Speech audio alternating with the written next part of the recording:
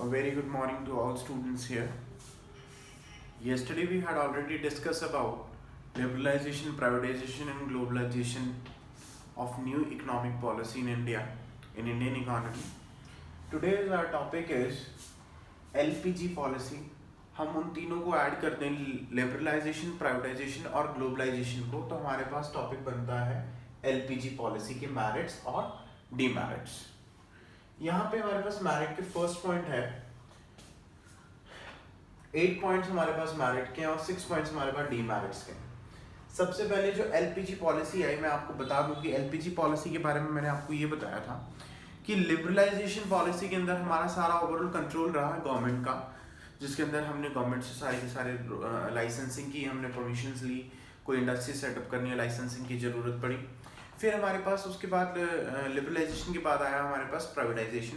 Privatisation के अंदर सारा का सारा प्राइवेट सेक्टर इन्वॉल्व था। और देन आया हमारे पास ग्लोबलाइजेशन। ग्लोबलाइजेशन के अंदर दोनों चीज़ें ऐड है, लिबरलाइजेशन भी और प्राइवेटाइजेशन भी। उन दोनों को एंड तीनों को ऐड करने के बाद हमारे पास जो पॉलिसी बनती है उसका नाम है liberalisation, privatisation and globalisation. Liberalisation, privatisation, globalisation, LPG policy की फर्स्ट पॉइंट है विब्रेंट इकोनॉमी। बेटा विब्रेंट इकोनॉमी का मतलब यहाँ पे ये है कि जो हमारी जो इकोनॉमिक पॉलिसीज हैं, इकोनॉमिक पॉलिसी में विब्रेंट इकोनॉमी में ये बताया गया कि जीडीपी ग्रोथ जो हमारी यहाँ पे जीडीपी ग्रोथ इकोनॉमी की, जब से एलपीजी पॉलिसीज आई यहाँ पे जीडीपी ग्रोथ बहुत ज्यादा इंक्रीज होनी शुरू हो गई विब्रेंट इकोनॉमी में। क्योंकि देखो जब हमारे पास लिबरलाइजेशन भी आया, प्राइवेटाइजेशन भी, ग्लोबलाइजेशन भी, तो जीडीपी ग्रोथ हमारी बहुत ज्यादा इंक्रीज हुई, जिसके कारण की इकोनॉमी में बहुत ज्यादा फ्लक्चुएशंस आए। कुछ देखो लोगों को काम मिला, रोजगार मिलना शुरू हुआ, ठीक है। काम के साथ साथ हमारे पास जीडीपी ग्रोथ इंक्रीज हुई, तो एग्रीकल्चर में हमारी प्रोडक्शन लैंड और ज्यादा इंक्रीज होनी शुरू हो गए। नेक्स्ट पॉइंट है इंडस्ट्रियल प्रोडक्शन। इंडस्ट्रियल प्रोडक्शन के अंदर बेटा हमारे पास जब से एलपीजी पॉलिसी आई, इंडस्ट्रियल प्रोडक्शन के अंदर आईटी टेक्नोलॉजी ने बहुत ज्यादा इंप्रूव करा, हमारे इंडस्ट्रियल प्रोडक्शन ने बहुत ज्यादा इंप्रूव करा बेटा। इसके अंदर हमारे पास policy for IT industries in India is too much increases by the global level पे, ठीक है। थर्ड हमारे पास पॉइंट आया बेटा to check of fiscal defect. Fiscal defect के अंदर हमारे पास जो पॉइंट्स आए वो हमारे पास आया कि through the process of investment in Indian economy, कि हमारे पास जितनी हमने इन्वेस्टमेंट कर रखी थी वो साथ जो हमारी फिस्कल जो डिफेक्ट हो रही थी, लॉसेस हो रहे थे, वो सारे खत्म हो गए हमारे पास। हमने चेक करना शुरू करा कहाँ पे किस चीज की प्रॉब्लम है। Check of fiscal defect word आ रहे हैं यहाँ पे, ठीक है। फोर्थ पॉइंट है चेक ऑफ इन्फ्लेशन। जैसे जैसे देखो इन्फ्लेशन का वहां पे पॉइंट ये है कि जैसे इकोनॉमी में जीडीपी बढ़ी, देखो फ्लक्चुएशंस की बात नहीं करते यहाँ पे, स्टेबिलिटी बढ़ी, लोगों पे रोजगार आया, पैसे आए, काम आया, लोगों की डिमांडिंग बढ़ी, तो इन्फ्लेशन पे कंट्रोल आया। टू चेक द इन्फ्लेशन, इस पॉइंट के अंदर हमने ये डिस्कस करना है। एलपीजी पॉलिसी का ये मेरिट पॉइंट बना। नेक्स्ट पॉइंट है कंज्यूमर अवेयरनेस।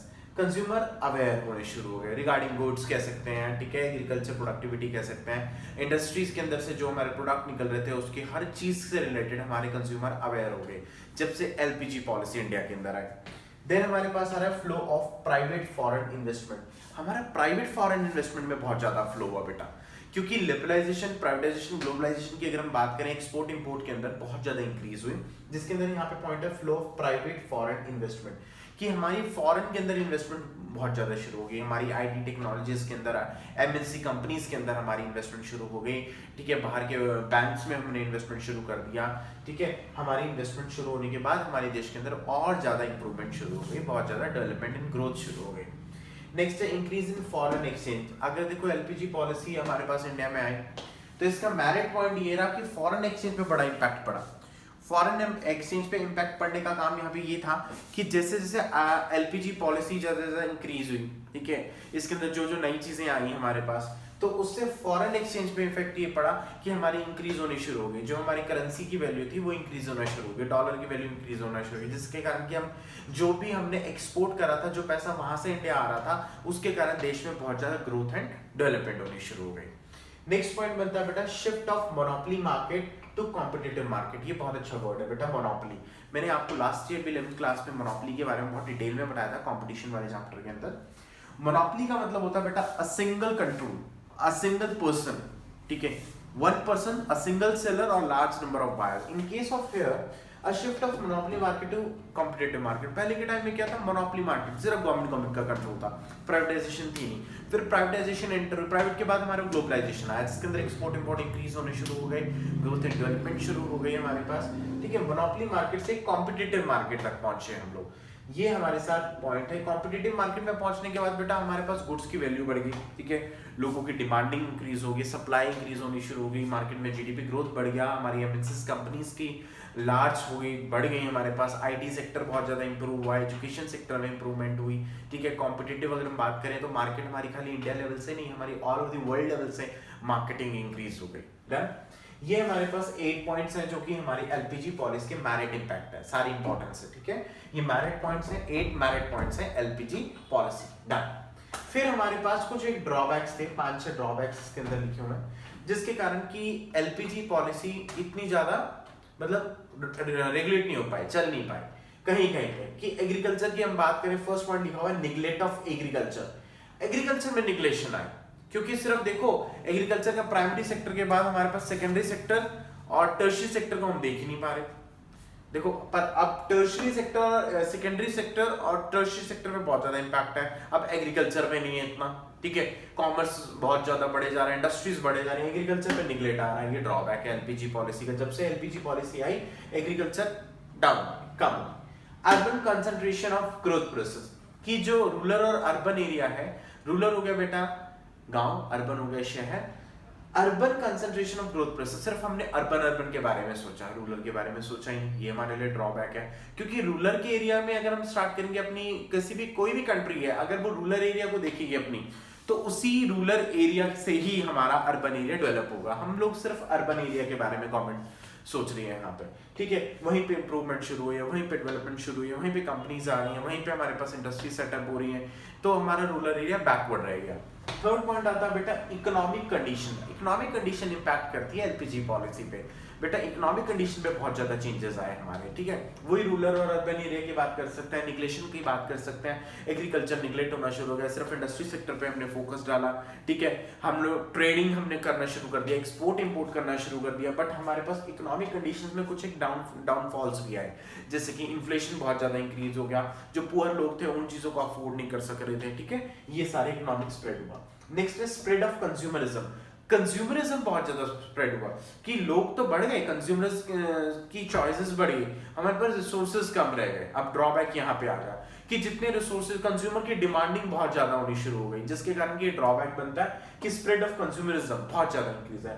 और ग्रोथ प्रोसेस के अंदर भी लोग साइडेड रहा बेटा। अगर हम बात करें कि पूरे कंट्री की, तो हमारा सिर्फ गांव को छोड़ के शहर सारे ग्रोथ प्रोसेस में रहे, और हमारे जितने भी गांव थे वो सारे के सारे उसमें रहे, लूप साइड में रहे, मतलब कहने का ग्रोथ नहीं हो पाई। तो कुछ एक गांव भी एक ड्रॉबैक के अंदर पॉइंट ये बनता है कि लूप साइड सिर्फ हमने ग्रोथ को देखा, डेवलपिंग नहीं देखा। डेवलपिंग कंट्री में नाम आना चाहिए जो कि अब आया है, ठीक है। डेवलपिंग, जिसे हम कोई कहता है India is a developing country. हम लोग पहले टेक्नोलॉजी के बारे में इतने एडवांस नहीं थे, बट अब एडवांसमेंट में आए, कंपनीज आनी शुरू हुई, एमएनसी एक्सपोर्ट इंपोर्ट का इंक्रीज हो गया हमारे पास, ठीक है। हम लोगों ने प्रॉपर टैक्सेस भरने शुरू करे, हमने लोगों को एजुकेट करा, हमने चाइल्ड लेबर रिमूव करा, ये सब चीजें आती हैं इसमें। लास्ट पॉइंट आता है कल्चरल इरोजन। आज के टाइम में ट्रेंडिंग कल्चर का बड़ा प्रॉब्लम है यहाँ पे।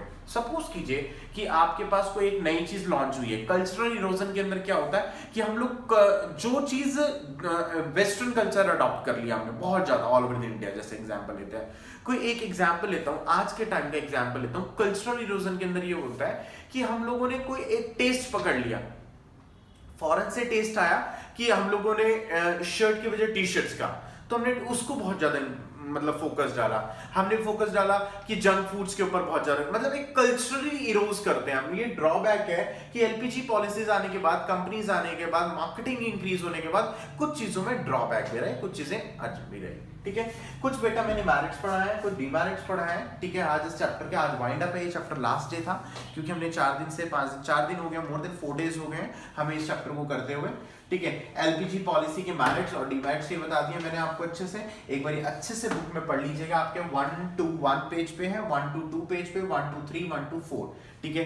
पेज नंबर 100 यहाँ लिख रहा हूँ, पेज नंबर 121 से लेके बेटा पेज नंबर 124 तक ये आप स्टडी कर लीजिएगा एक बारी, ठीक है, मैरिट और डीमेरिट अच्छे से डिटेल में लिखे हुए हैं। जो मैंने समझाया एक एक पॉइंट आपका यही चीजें मैच करेंगी मैरिट और डीमेरिट के अंदर एक एक चीजें, तो आप इनको अच्छे से एग्जांपल्स के साथ पढ़ लीजिएगा। उसके बाद आज का आपका ये होमवर्क है बेटा कि do back exercise of MCQ, इसी चैप्टर के जितने एमसीक्यूज हैं 10 हैं 15 हैं 20 हैं, सारे करके आपने मेरे को नोटबुक में भेजने हैं। 1 मार्क्स क्वेश्चन नोटबुक में करके भेजने हैं। हॉट क्वेश्चन जो हमारे एक्स्ट्रा आए हुए हैं बेटा वो सारे आपने अच्छे से पढ़ने हैं। 6 to 7 आपका आज का टाइमिंग है, और रोज का वही सेम टाइमिंग है, 6 to 7 के बीच में आपने मेरे को ये असाइनमेंट भेजनी है, ठीक है। आज मैंने जो पढ़ाया, किसी को कोई भी क्वेरी है, कोई भी क्वेरी रिलेटेड टॉपिक इस पूरे चैप्टर की, क्योंकि कल मैं सिर्फ डाउट सेशंस लूंगा, कल मेरी वीडियो रिकॉर्ड नहीं होगी, कल मैं आपसे डाउट सेशंस लूंगा, जो जो प्रॉब्लम्स है आपकी प्रॉब्लम्स लूंगा, कुछ एक्स्ट्रा क्वेश्चंस भेजूंगा आपको, ठीक है, रिलेटेड टू दिस चैप्टर। किसी की भी जो भी क्वेरी होगी मेरे से पूछ सकता है, ठीक है। और 6 से 7 बजे के बीच में मेरे को ये सारे के सारे भेज देना बेटा आप assignment. Thank you so much for today class.